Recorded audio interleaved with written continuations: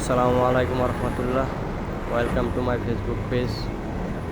তো আপনারা অনেকেই মনে করেন যে আমরা যেখানে অর্ডারটা ড্রপ অফ করি ওইখান থেকে আমাদের আবার দ্বিতীয় অর্ডারটা এসে পড়ে, কিন্তু এমনটা নয়।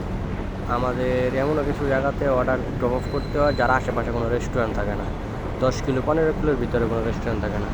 তারপর আমাদের আবার বাইক দিয়ে যেদিকে রেস্টুরেন্ট থাকে ওইটা হয়তো আমাদের পরিচিত হয়ে গেছে, তাই আমরা আবার ওইখানে চলে যাই। তো আমি ওই পিছনে একটা জায়গার মধ্যে অর্ডারটা দিলাম। তো এটা এয়ারপোর্টের কাছাকাছি যে রাস্তাটা আছে, এই রাস্তাটা হচ্ছে এয়ারপোর্ট যাওয়ার রাস্তা। আমি এখন দোহার দিকে যাচ্ছি, কিন্তু এর লেফট সাইডে যে রাস্তাটা হাইওয়ে ওইটা হচ্ছে এয়ারপোর্ট যাওয়ার রাস্তা। তো ওইখানে কোনো রেস্টুরেন্ট নাই, তাই আমি এখান থেকে আবার চলে যাইতেছি। সামনে একটা ম্যাকডোনাল্ডস আছে। তো এই যে দেখেন এই প্রাইভেট কারটা কীভাবে ও 2 নাম্বার লাইন থেকে কীভাবে এক্সিট নিল। এই সকল প্রাইভেট কারের কারণেই অ্যাক্সিডেন্টগুলো সৃষ্টি হয়। আর সব দোষ হয় বাইকারদের, যে বাইকাররা অনেক দ্রুত বাইক চালায়। ওই যেভাবে লাইন চেঞ্জ করলো, যদি এখানে অন্য কোনো গাড়ি থাকতো তাহলে অবস্থাটা কী হইতো বলেন। তো আমার হাতের বাম পাশে এইখানে দেখেন রেস্টুরেন্ট দেখা যাচ্ছে। আমি এখন সামনে গিয়ে ইউটার্ন নিয়ে এইখানে আসবো।